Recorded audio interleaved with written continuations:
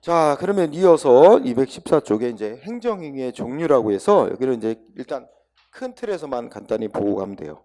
우리가 아까 공부했던 행정행위 엄밀하게 정의 안 하더라도 행정청이 공권력 행사에서 국민한테 법 집행하는 행위에서 권리 의무 직접 발생시키는 그런 행위는 여러 가지 분류 기준에 따라 이렇게 분류해 볼 수 있어요. 첫 번째, 국민하고 사이에 법적인 효과가 발생되게 만드는 원인이 뭐냐를 기준으로 하면 뭐 법률행위적 행정행위, 준법률행위적 행정행위 이렇게도 구분한대요. 이거 나중에 또 얘기하니까. 그러면 여기서는 하나만 캐치하면 법률행위적 행정행위는 키워드 거기 문장에 오른쪽에 그 의사표시 내용에 따라 이게 키워드입니다. 그러니까 이 의사표시를 누가 하는 거예요? 행정청이 행정기관이 국민한테 당신한테 이런 의무를 부여하겠다. 응?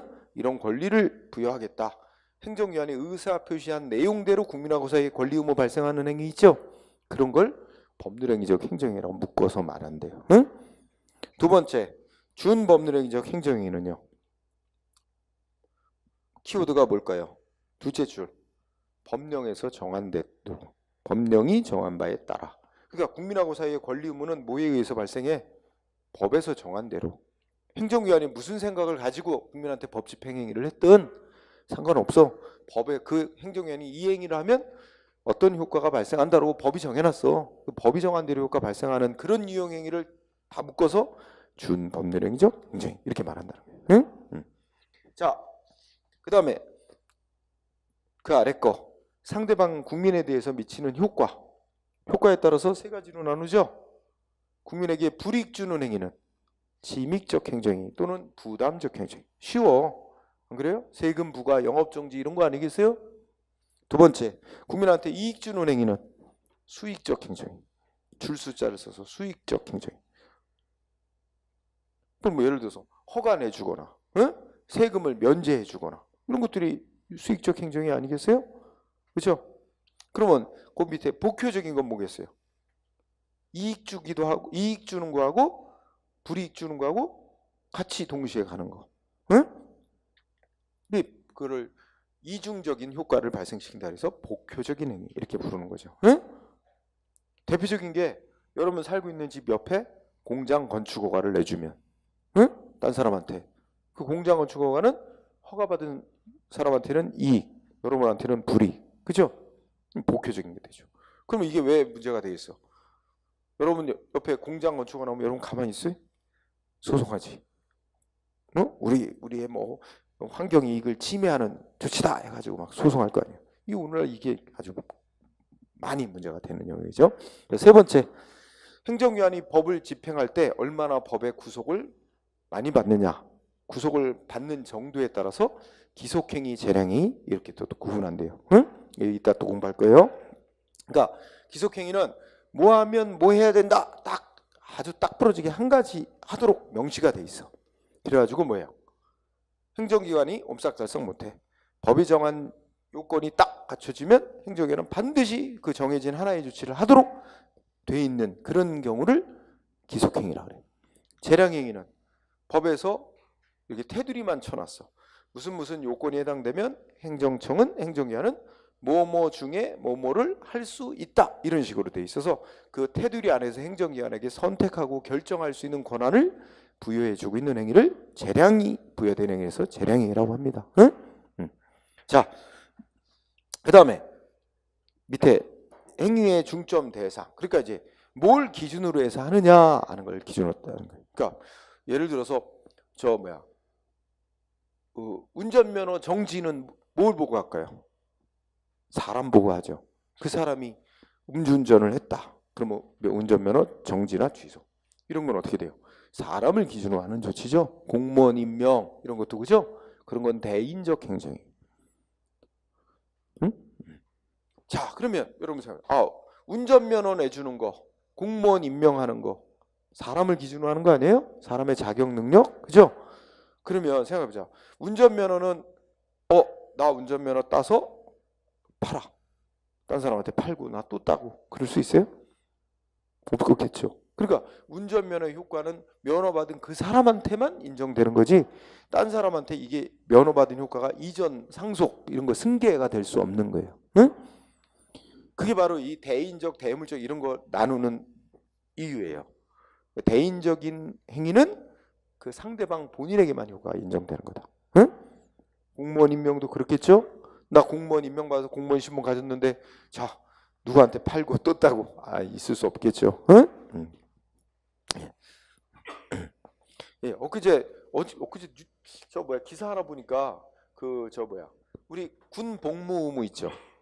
남자들 군 복무 의무 이거 대인적일까 대물적일까? 대인적인 거지. 응? 근데 그 기사 나온 거 봤어요? 그 뭐가 나왔냐면 되게 황당한 기사라고. 오래전 얘기인데 60년대 초반인가? 근데 이제 A가 있고 B가 있고 있는데 C 세 명이 나와. 근데 자 B가 이게 사촌형이야. A의 응? A의 사촌형인데 자 B한테 저기 뭐야 징집영장이 나온 거예요. 현역영장. 근데 B가 이제 가정이 어려워서 이게 생계를 돌봐야 되기 때문에 군대 가기가 좀 곤란했나 봐. 그래갖고 A한테 부탁. 응? 야, 네가 좀 형 대신 좀 가줘라.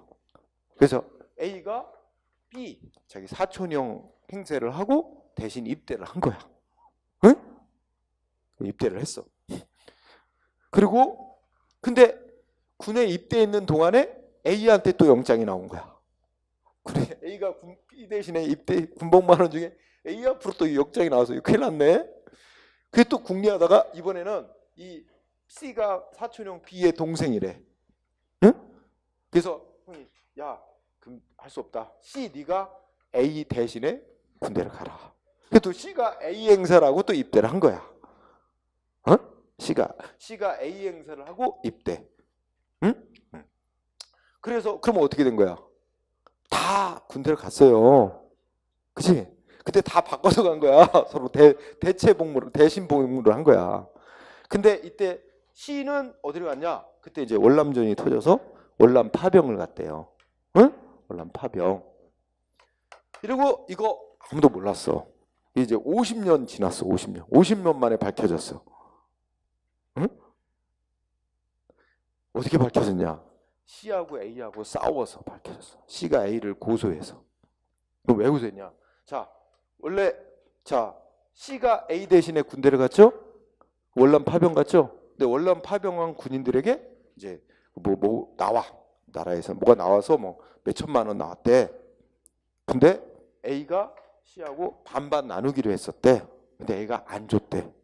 그래갖고 C가 A가 안 준다고 해서 고소를 한 거야. 그러는 와중에서 이게 이제 그러니까 법적으로는 누가 군대 간 거로 돼 있어요. A가 명의는 A로 간 거로 돼 있잖아요. C가 대신 갔지만, 응?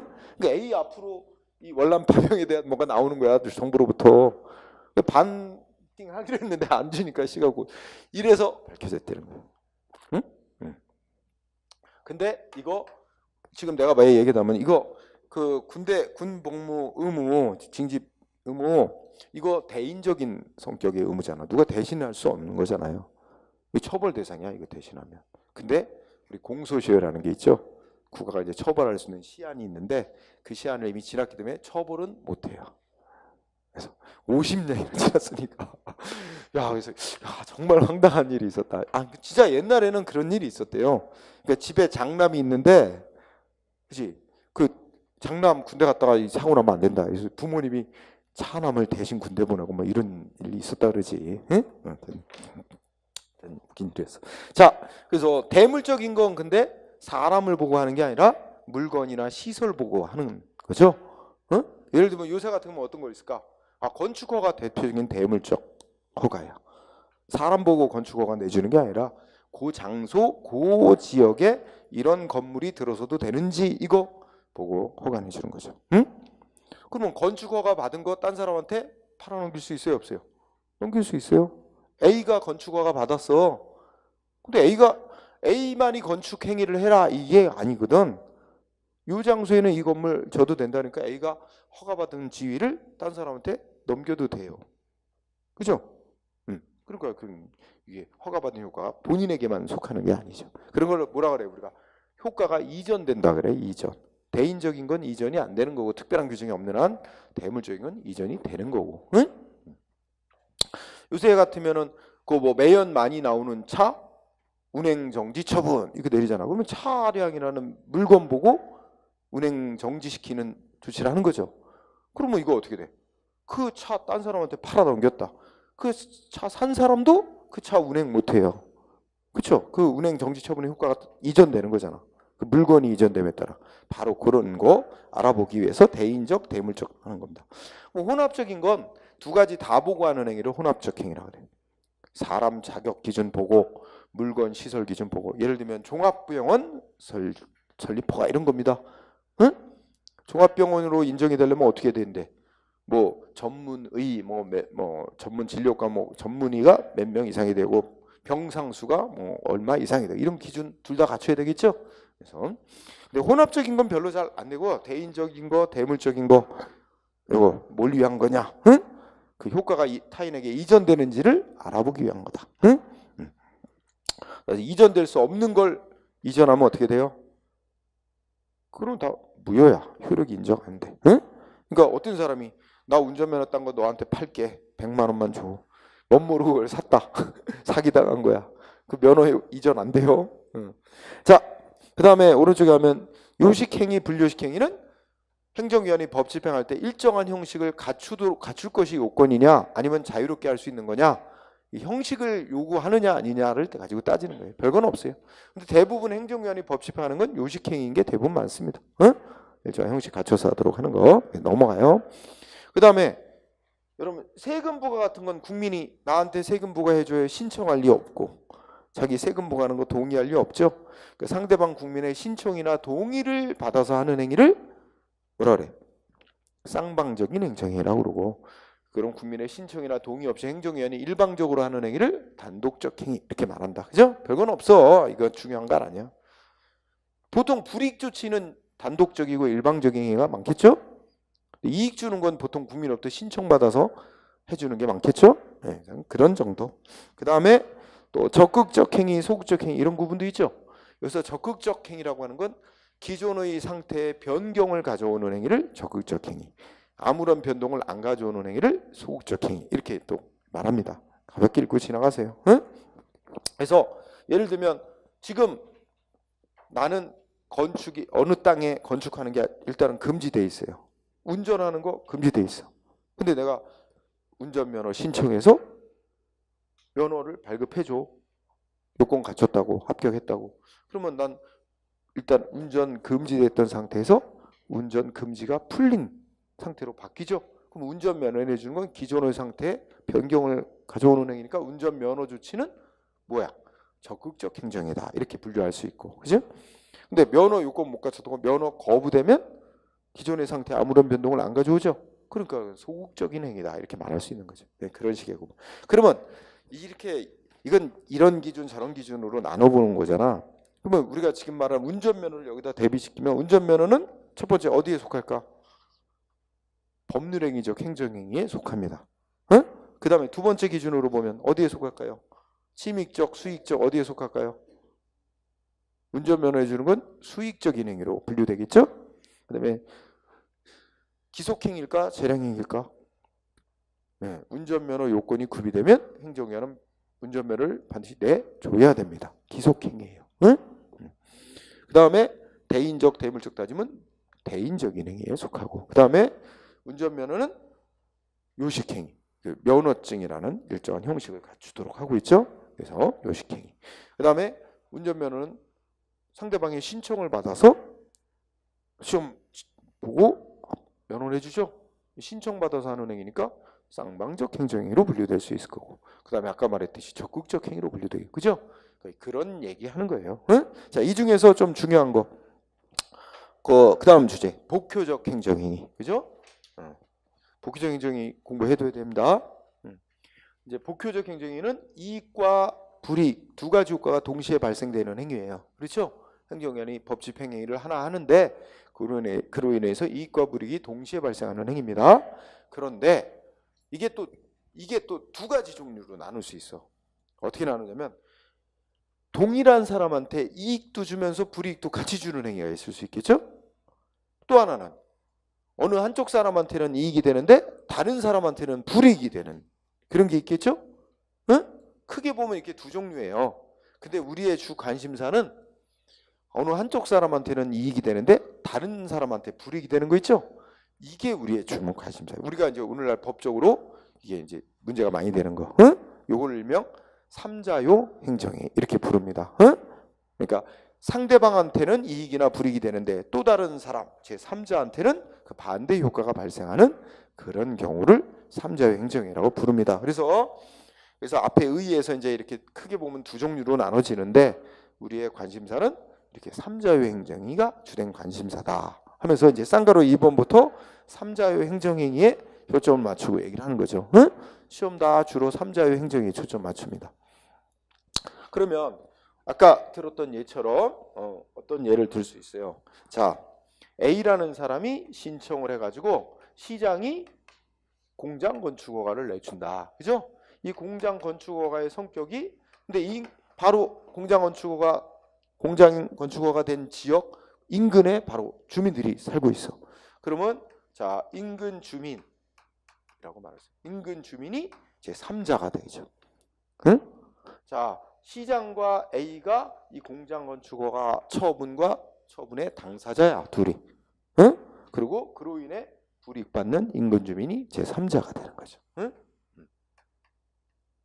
자 그러면 우리가 궁금해지는 게 있습니다. 자 A는 신청해서 A로부터 공장 건축허가를 받았다. A야 자기가 신청대로 허가받았으니까 싸울 일은 없겠죠. 근데 인근 주민이 이 A에게 공장 건축허가 내준 거 법에 요건도 못 갖췄는데 허가 내줬다 위법이다. 그래서 자기들의 뭐 환경이익을 침해한다. 인근 주민들이 공장 건축허가 내준 거에 대해서 소송 제기할 수 해서 싸울 수 있느냐 이런 게 이제 주된 거예요. 결론적으로 얘기하면 옛날에는 안 됐어요. 근데 오늘날은 인정하는 편입니다. 근데 그거는 법적으로 이 공장 건축허가 관련된 법을 봐야 돼. 그 법에 공장 건축허가 내줄 때 인근 주민들의 환경이익도 고려하도록 돼 있느냐 안 되냐 이거에 따라 달라져요. 인근 주민들의 환경이익도 고려해서 공장 건축허가를 결정하도록 돼 있으면 법이 인근 주민들의 이익을 보호하고 있는 거예요. 그렇다면 주민들의 이익은 법에 의해 보호되고 있는 이익인데 그럼 주민들이 법이 보호하고 있는 이익을 나는 침해받았다 하고 주장하면 그 소송할 자격이 주어지는 거예요. 응? 그런 거에 따라 우리 앞에서 배운 게 법률상이 개인적 공권이라는 데서 얘기한 거죠. 자 그렇다면 제 3자요 행정이 의의의 동그라미 1번 이해하겠죠? 눈을 읽으면 결국은 한쪽에 이익되면 다른 쪽에 불이익되는 효과 가져오는 조치를 말한다. 그죠? 응? 그런데 동그라미 2번 여기는 보통의 행정행위와 달리 뭐가 생겨요? 이해관계자가 늘어나죠. 그래서 동그라미 2번에 보면 복수의 이해 당사자가 존재하고 서로 이해가 상반됩니다. 그러면 기본적으로 여러분들이 여러분이 공무원이라면 시에 속한 시 공무원이라면 여러분 어떻게 해야 돼? 이 공장건축허가 내줄지 결정할 때 어떻게 해야 되겠어요? A만 생각해? 신청한 A만? 아니죠. 인근 주민들도 생각해야지. 다 생각하고 다 이해관계, 이익을 다 비교해보고 공장건축허가를 내줘야죠. 응? 허가를 결정해줘야죠. 자 그렇다면 이제 중요한 점. 동그라미 3번의 한 줄. 자 학문적으로 제3자요 행정행위라는 이런 용어 내지 개념이 등장하게 된 건 뭐하고 관련됐대요?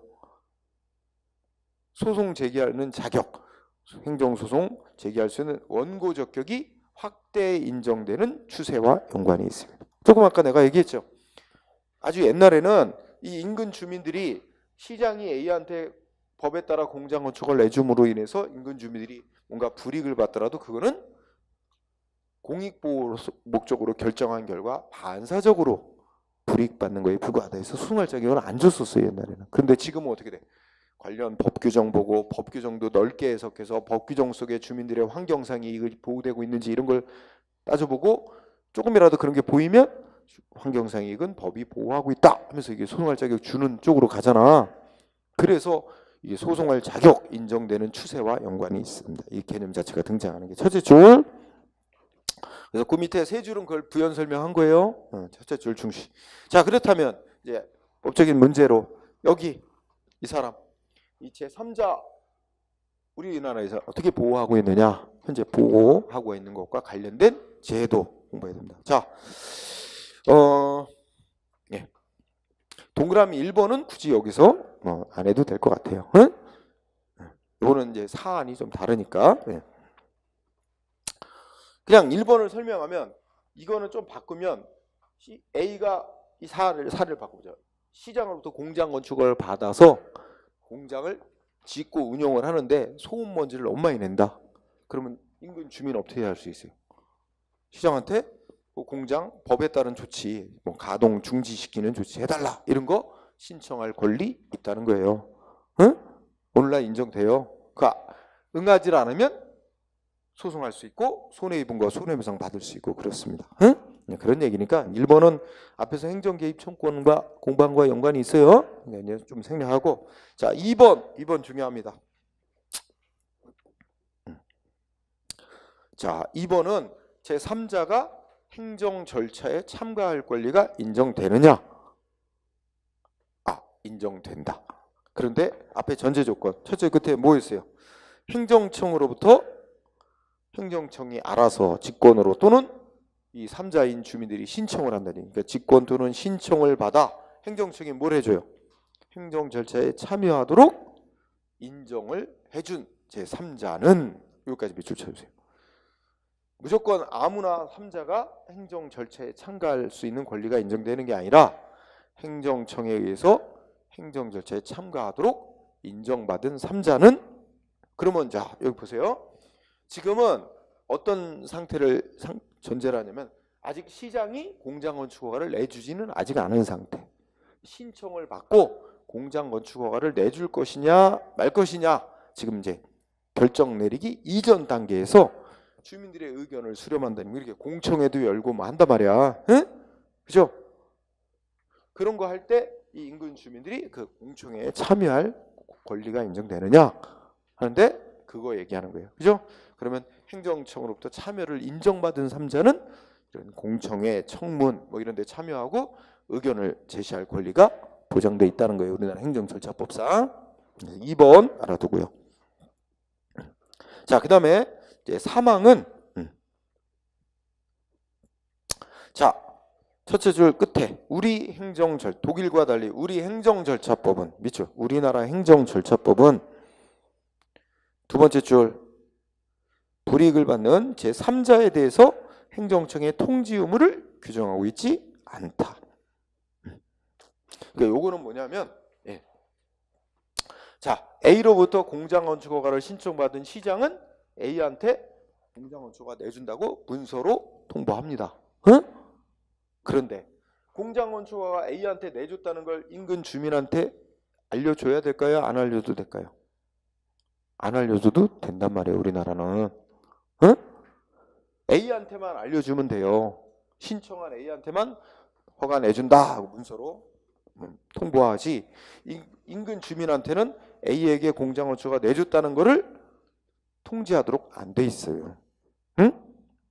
그게 법으로 의무로 안 돼 있어요. 근데 독일은 의무로 정해놨다는데 우리는 그렇지 않다는 거예요. 그래서 우리나라 행정절차법은 3자에게 행정청이 이 A에게 허가 내줬다 하는 거를 통지하도록 의무로 안 돼 있다. 응? 사후 통지 하도록 돼 있지 않다.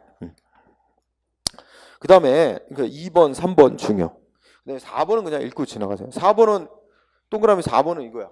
아까 여러분 그거 답했지. 시장이 공장 건축허가 A로부터 신청받고 공장 건축허가 할지 말지 결정할 때 어떻게 돼 있어요? 상대방의 이익. 그러니까 시장 입장에서는, 공무원 입장에서는 뭐 공부해야 돼? 국가나 지방자치단체 전체 공익, 상대방 신청한 사람의 이익, 또 인근 주민의 이익 다 고려해서 허가할지를 결정해야죠. 그러면 허가 내줬다가 이번엔 또 주민들이 반대한다, 뭐 취소해야 된다, 취소하려고 한다. 그러면 어떻게 돼? 취소함으로 인해서 또 이것도 마찬가지야. 취소하면 주민들이 얻게 될 이익, 허가 애초에 받았던 A가 받게 될 불이익, 이거 다 따져보고 취소하든지 이런 것도 결정해. 그러니까 복잡하게 얽혀 있잖아, 이해관계가. 그죠? 딱 그런 제안을 받는다. 함부로 막 취소 철회하면 안 된다. 응?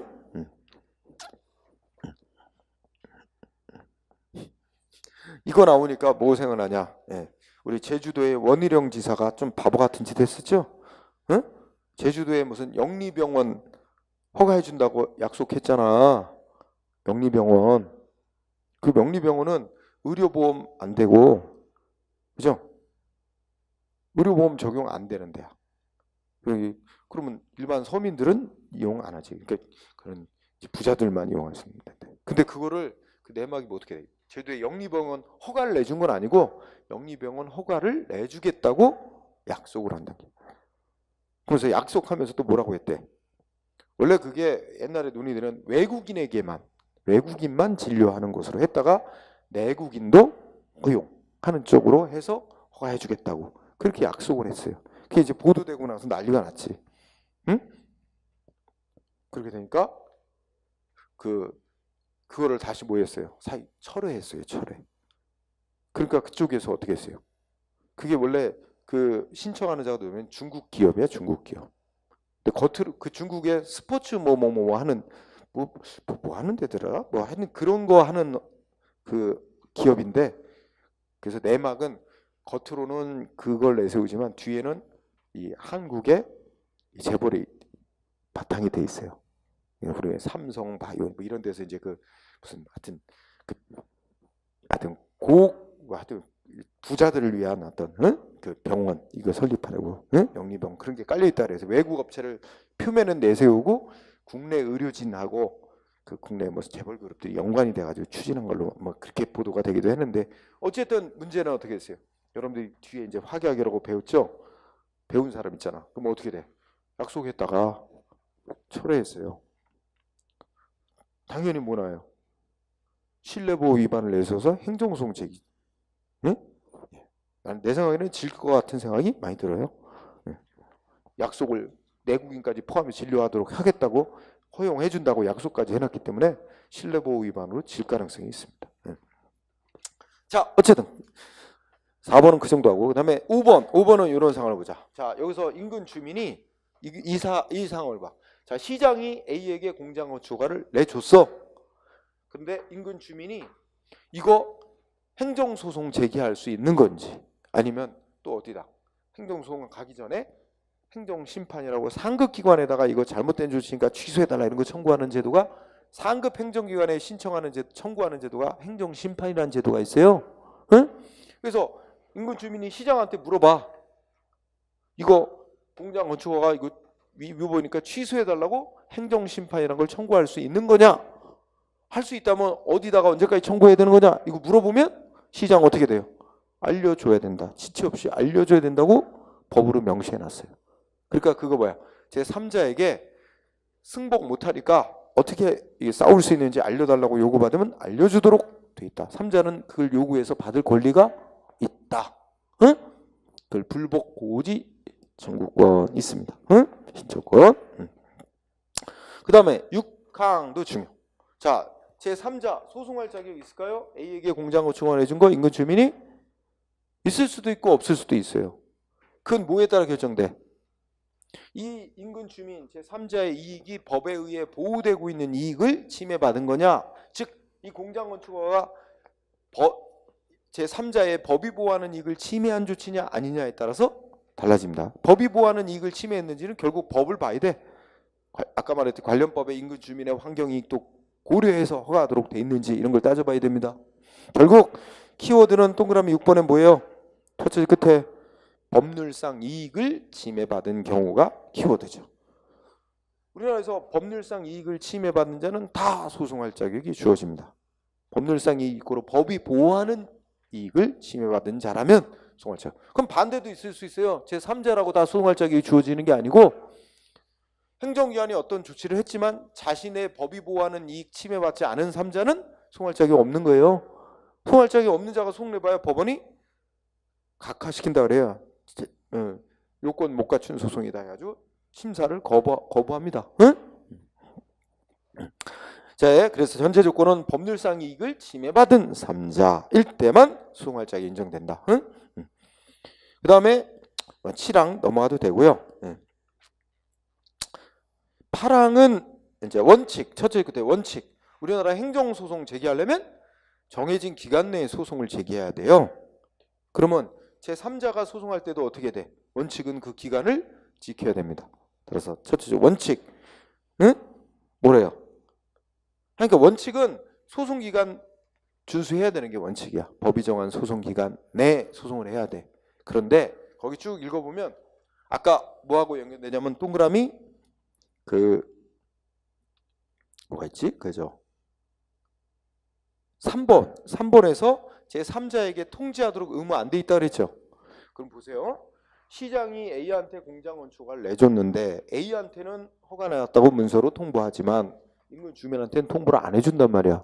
그러니까 제3자는 공장 A에 대해 공장 건축가 있었는지를 잘 알 수 없는 상태에 있어요. 따라서 우리 알게 된 날로부터 90일 안에 청구해라. 이 규정을 잘 알 수 없는 처지에 있으니까 그거를 적용을 잘 안 합니다. 근데 어쨌든 알았다면 안 날로부터 90일 안에 소송을 해야 되는데 그래서 잘 모르는 처지에 있으니까 다른 걸 적용해요. 이 공장 건축허가 처분이 있은 날로부터 1년 안에 소송할 수 있도록 합니다. 응? 근데 있은 날로부터 1년이 지났더라도 또 그 1년 안에 소송을 제기할 수 없었다고 인정할 수 있는 정당한 사유가 있으면 또 소송을 받아줘요. 그래서 크게 말하면 이제 3자는 이런 거 저런 거 많이 봐준다. 응? 소송 기간 좀 지났어도. 응? 그래서 그 정도 많이 나오는 건 아니니까. 자, 9번이 아주 중요한 논점이에요. 9번이 시험에 자주 나오는 논점. 자, 둘째 줄에 볼까요? 둘째 줄의 앞머리에 판결은 누구한테도 효력이 있어요. 소송에서 법원이 판결 내리면 누구한테도 효력이 있다고? 3자한테도 효력이 있어요. 응? 거기서 출발하는 거야. 자, 첫 번째 판결의 효력은 3자한테도 효력이 있다. 그럼 판결대로 따라야 되는 거야. 복종해야 되는 거야. 제3자도. 그런 결과 자, 그러면 둘째 줄 끝에 읽어나가죠. 쟁송은 그냥 소송이라고 생각하세요. 행정소송 결과에 대하여 이해관계가 있는 3자는 법원의 결정을 받아 소송에 참가할 수 있다. 자, 이쪽 소송에 참가할 수 있다. 이거 3자한테 인정되는 권리예요. 응? 소송에 참가할 수 있다. 쟁송에 참가할 수 있다. 또 하나 뭐야? 넷째 줄, 다섯째 줄부터 보면 자, 판결에 의해서 자기 권리이익 침해를 받은 제3자는 자기에게 책임 없는 사유로 소송에 참가를 못해서 판결의 결과에 영향을 미칠 공격 방어를 제출하지 못했을 때는 확정난 판결에 대해서 재심을 자, 끝에 재심을 청구할 수 있다.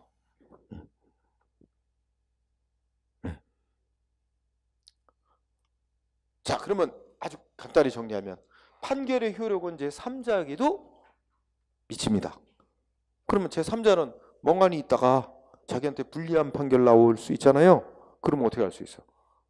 그 불리한 판결 나오는 걸 막기 위해서 할 수 있는 판결 나오기 전에 불리한 판결 나오는 걸 막기 위해서 3자가 할 수 있는 방법 법원에 신청한다든지 해서 나도 할 말 있다 이 재판에서 그래서 재판에 참가해서 자기의 주장 펼칠 수 있어요. 그게 쟁송에 참가하는 거예요. 응? 그 다음에 판결 확정 났는데 불리한 판결 나왔어. 근데 어떻게 돼요? 불리한 판결에서 뭐 할 수 있다고요? 다시 재심을 청구할 수도 있어요. 단 재심을 청구하려면 전제 조건이 있어요. 그 앞에 뭐 있어요? 전제 조건이 자기에게 책임 없는 사유로 소송에 참가하지 못했을 때만. 그래서 불리한 판결 나왔을 때만. 그러면 이걸 뒤집어 해석해 보세요. 아니 앞에 판결에 영향을 미치기 위해서 소송에 참가할 수 있었는데 지가 안 했어. 그 불리한 판결 나왔어. 지 책임으로 참가를 안 한 거야. 그러면 어떻게 돼요? 재심 청구할 수 권리 인정돼야 안 돼요? 안 되죠. 그러니까 자기에게 책임이 없는 사유로 소송에 참가를 못해서 불리한 판결 나왔을 때만 그랬을 때만 제3자가 소송 재심을 청구할 수 있어요. 응? 그리고 재심 청구하는 기간도 이렇게 짧게 확정 판결이 나온 걸 안 날부터 30일 안에 있은 확정 판결이 있은 날부터 1년 안에, 그죠? 하여튼 제일 키워드는 그겁니다. 판결의 효력은 3자에게도 미치게 돼 있다. 3자는 불리한 판결 나오는 걸 막기 위해서 소송에 참가할 수 있는 권리가 있다. 참가해서 자기 주장할 수 있는 기회. 응? 그런데 자기가 참가를 안 했다. 그럼 불리한 판결 나왔어도 재심을 청구할 수 없는데 자기에게 책임 없는 사유로 소송에 참가 못했을 때만 제3자는 재심을 청구할 권리가 인정된다. 응? 이 부분 아주 중요. 그리고 또 10번도 중요한데, 자, 우리가 집행정지해 달라고, 그러니까 신청하는 권리 인정되느냐, 가구제, 임시구제, 최종 판결 나오기 전까지 멈춰달라 신청할 수 있느냐 이거죠. 응? 그러면 이거 한번 생각해 봅시다. 우리가 지금까지 공부한 걸 토대로 보면, 자, 제3자인 인근 주민이 A에게 시장이 공장 건축허가 내준 거 이거 위법이고 자기의 환경이익을 침해한다. 이거 위법이니까 취소해서 공장 건축허가 없애달라고 취소송을 제기했어. 시장을 상대로.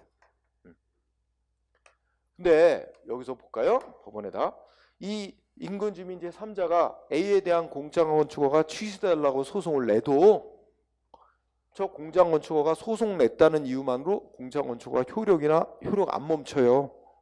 우리나라는 멈추지 않는 걸 원칙으로 하고 있어요. 응? 그러면 제3자인 인근 주민이 소송을 제기한 거와 별개로 공장 건축허가는 그대로 효력이 있는 거니까 A는 뭐 할 수 있겠어요? 계속 공장을 짓죠. 응? 근데 소송 재판은 어떻게 돼요? 한참 걸려요. 최소 6개월, 응? 1년 막 걸려요. 응? 그러면 그 사이에 어떻게 돼요? 소송은 소송대로 진행이 되고 있는데 A는 공장을 다 지워버리면, 공장 다 지어지고 난 다음에는 재판에서 공장 이미 다 지어졌어? 그러면 이제 와서 공장 건축허가를 취소한다고 취소 판결 내려봐야 그거는 허가 내준 좋지만 없었던 일이 되게 만드는 것이지 지어진 공장 자체를 없앨 수는 없어요. 따라서 이제 와서 공장 건축허가 내준 걸 취소한다 취소 판결을 내려봐야 아무런 이익이 없다. 이 주민이 각하당하게 됩니다. 재판에 져요. 그렇기 때문에 그러면 소송을 제기해도 공장 건축허가 효력을 멈추지 않는 걸 원칙으로 하는데, 그게 원칙이란데, 그러면 인근 주민 입장에서는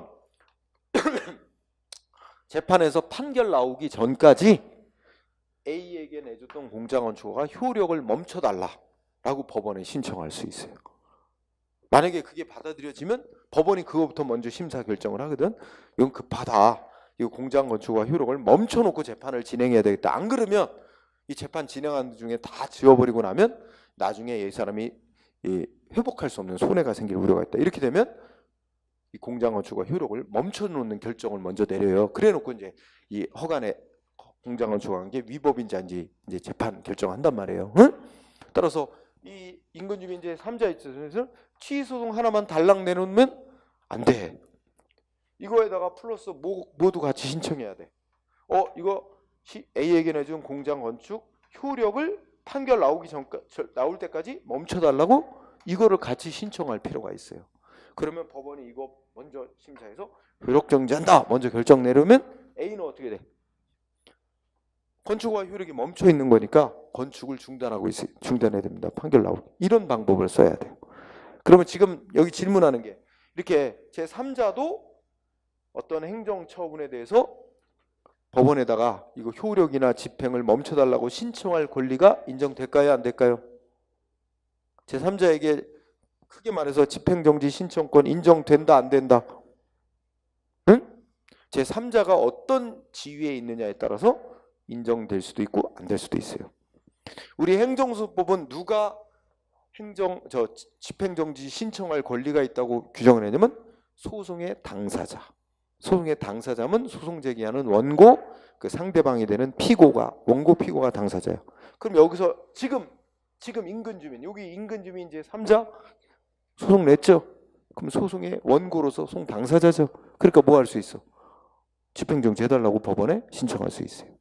그래서 자 그러면 셋째 줄 뭐라고 돼 있어요? 제3자는 소송을 제기하여 소송의 당사자로서, 그러니까 키워드가 제3자가 어떤 입장일 때는 소송의 당사자가 될 때는 집행정지 해달라고 법원에 신청할 수 있다.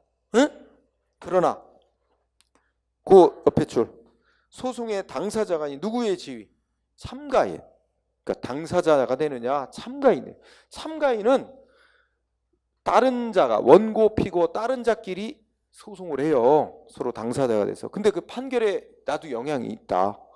그러면 나도 할 말이 있다 해서 다른 사람이 싸우고 있는 소송에 자기 주장을 하기 위해서 법원에 신청해서 재판에 참가하는 게 소송 참가야. 그렇게 참가하는 입장에 있는 제3자는 지가 그 행정조치를 효력을 멈춰달라고 신청할 권리는 인정되지 않는다. 응? 그래서 여기는 제3자를 둘로 나눠서 제3자가 소송을 제기한 당사자가 될 때는 집행정지 신청권 인정. 근데 단순한 남이 제기한 소송에 참가하는 입장에 있는 참가인 지위에서는 인정 안 된다. 응? 그게 꼭 알아두기 바랍니다. 자, 그러면 이러한 주제와 관련돼서 판례가 몇 개 있습니다. 첫 번째 판례. 자, 1번 판례 키워드 따라 볼까요? 여기 보면 이거 보세요. 이 공장, 이게 바로 이제 공장 건축허가 처분 이렇게 말하는 거예요, 현실에서. 그리고 우리가 아까 배운 행정 행위의 성격도 있는 거고 소송법상의 처분에도 똑같이 해당되는 거예요.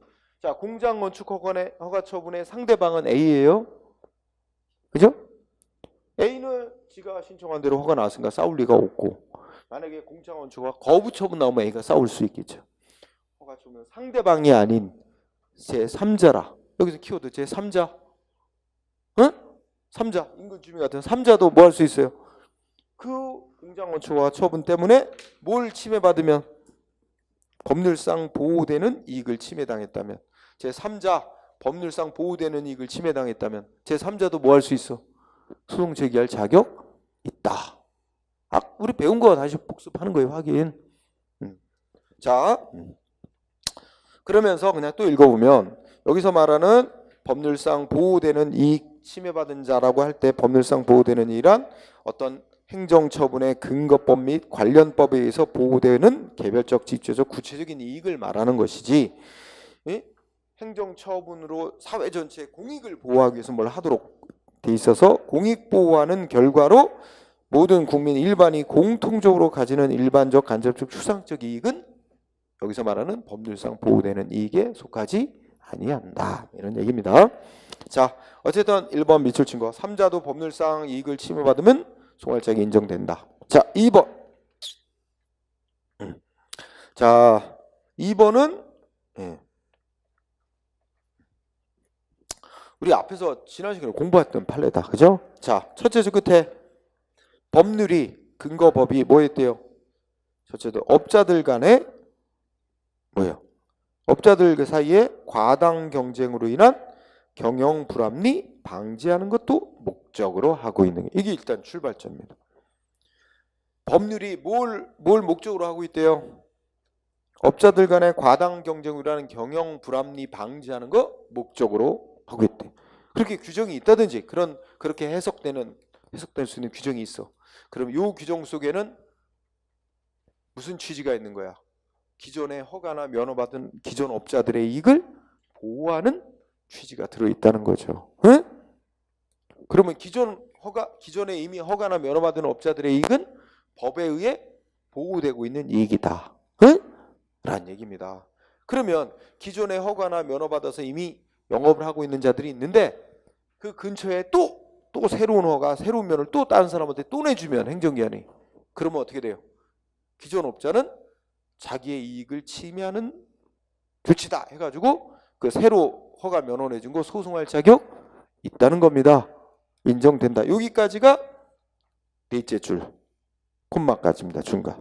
거기까지 일단 끊어요. 여러분들 이런 관계를 뭐라고 부른다고 배웠어? 경업자 관계라고 배운다 그랬어요. 이미 업자들이 허가 면허 받은 업자들인데 또 신규 허가 면허 내줘서 업자들 간의 경쟁 관계가 될 때, 그지? 기존 업자들이 싸우는 소송, 이걸 경업자 관계. 응? 요거하고 그 다음에 밑줄 친 거. 면허나 뭐 허가 등 신청한 사람이 여럿이래. 면허나 허가 등 내달라고 신청한 사람이 여럿. 수인이, 다수인이라는 얘기죠. 여러 명이 서로 경쟁 관계. 그러니까 가정을 해보면 행정기관은 신청자들 중에서 한 업자한테만 허가나 면허 내주는 거야. 응? 근데 신청은 10명이 했어. 그럼 어떻게 될까요? 그 중에 신청자 중에 한 업자에게 면허를 내주면 그건 곧 뭐야? 다른 신청자들에게는 면허 거부가 되는 거야, 동시에. 응? 그런 관계를 무슨 관계라 그래? 경원자 관계라 그래. 경원 관계. 서로 경쟁적으로 신청하는 관계. 응? 이런 관계. 그 경원 관계라고도 써놨어요. 판결문에. 이런 관계는 어떻게 돼? 밑줄 이어보면 신청했다가 면허 허가 못 받은 사람은 뭐 할 수 있어요? 응? 그 면허 받은 그 상대방은 아니지만 다른 자한테 면허 내준 거에 대해서 왜 나는 거부하고 다른 자에게 면허 내줬냐고 그 소송으로 싸울 자격 있다. 응?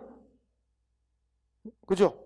아니 10명이 신청했는데 그 중에 한 명한테만 면허를 내준다. 그건 다른 신청자는 탈락된 거 아니야. 그러면 다른 사람에게 면허 내준 거 탈락자가 소송으로 싸울 자격이 있다는 얘기입니다. 응?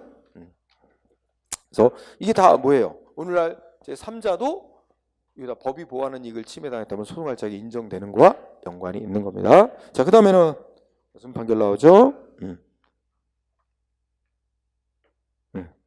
자, 3번 판례 또 체크해 봅시다. 자, 제3자유를 수반하는 행정행위에 대한 행정심판 청구에 있어서 그 청구를 들어주는 인용하는 내용의 재결 때문에 비로소 권리이익을 침해받게 되는 자는 그 재결에 대해서 소송으로 다툴 수 있다는 판결입니다. 요거는 뒤에 우리 행정소송법상 우리나라는 뭘 소송 대상으로 삼게 돼 있어? 원래의 처분이 있고 행정심판 거쳐서 재결이 나왔을 때 원칙적으로는 원처분을 가지고 소송해야 됩니다. 응? 자, 그러면 지금 어떤 경우냐? 이 사안은 자, 이거 똑같이 A가 신청을 했는데 시장이 건축 허가를 거부했어요. 어? 거부 처분. 응? 아니다. 똑같다. 공장 건축 허가를 내줬어. 허가 처분을 했어. 이거랑 똑같은 사안으로 보면 되네요. 그러면 그랬는데 자, 인근 주민이 뭐 했어요? 소송을 먼저 한 게 아니고 행정심판이라고 상급기관에 이거 잘못된 조치라고 판정해달라고 신청을 먼저. 인근 주민 제3자죠. 제3자가 뭘 청구했어요? A에게 내준 공장건축허가 자기의 이익을 침해하는 위법인 조치다 하면서 취소해달라고 행정심판, 취소해달라는 행정심판을 청구했어요. 응? 예를 들어 여기 인천시장이 이렇게 됐다 그러면 어디다 청구해? 이거 물어봐야지. 이미 공부한 사람. 응? A에게 인천시장이 공장건축허가 내줬어요. 그러면 인근 주민 3자가 이거 취소해달라고 행정심판 청구 어디다 내고 어디서 판정해요? 응? 이거 왔다 갔다 잘해야지. 행정심판법에 보면 어디가 심판기관인데 특별시장, 광역시장, 도지사가 행한 처분 어디서 판정해?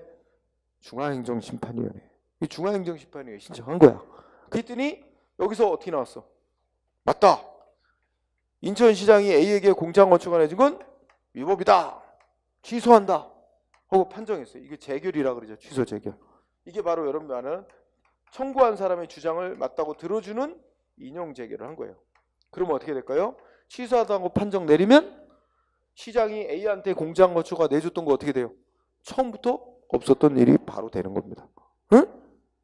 그럼 A는 자기 공장 건축 받아서 좋아라 하고 있다가 갑자기 여기서 취소한다 판정 내리니까 자기 공장 건축가 받은 거 처음부터 없었던 일이 되는 거. 그냥 날아가 버리는 거예요. A는 느닷없이 불이익을 받죠. 응? 이때 그럼 A가 싸운단 말이야. 그러면 A가 이거 대상으로. 그러니까 여기서 그러면 이 사안에서 그러면 A는 공장 건축 허가를 맨 처음에 했던 A는 뭘 갖고 소송 대상으로 소송해야 될까요? 여기서 자기한테 맨 처음에 공장 건축 허가는 이걸 우리가 편의상 원처분이라고 부릅니다. 이거 갖고 소송해야 될까요? A는? 아니 A는 지한테 허가 내준 걸 왜 싸워? 결국은 뭐 갖고 싸워야 돼? 아니 자기한테 허가내 준 거는 아무 문제가 없는데 왜 여기서 허가내 준 게 잘못됐다고 중앙행정심판위원회에서 취소한다고 판정하냐? 즉 A는 뭐 갖고 소송해야 할 필요가 있어요? 이 취소한다는 재결 때문에 A는 비로소 불이익을 받게 된 거잖아. 이때 A는 뭐야? 취소 재결, 응? 공장원초가 취소한다는 판정, 취소 재결을 대상으로 뭐야? 이걸 대상으로 소송 제기해야 될 필요가 있고 또 이거 적용된다는 얘기죠. 그래서 이거는 A 입장에서는 원처분 갖고 소송할 수가 없는 거 아니에요. 행정심판 재결 대상으로 소송할 수밖에 없는 거다. 응? 연관 있죠. 네. 자, 그래서 핵심 이건 재결을 대상으로 소송하는 것일 수밖에 없다. 응? 라는 판결이죠. 네. 네. 그 다음에 자 4번 판례는 이제 어떻게 돼요? 밑줄 친 부분보다 자 어떻게 될까요? 밑줄 친 아래쪽으로 한번 읽어볼까요? 거기 넷째 줄 끝쪽부터 다만 어떤 행정처분의 근거 법규 또는 관련법에 의해서 그 처분으로서 이루어지는 행위 등 사업으로 인하여 환경상 침해를 받으리라고 예상되는 영향권의 범위가 구체적으로 규정되어 있는 경우에는 하는 걸 출발점으로 하면서 자 고기를 동그라미 치세요. 그 법으로 정해진 환경에 미치는 영향권 범위 밖의 주민이죠. 요걸 동그라미. 영향권 밖의 주민.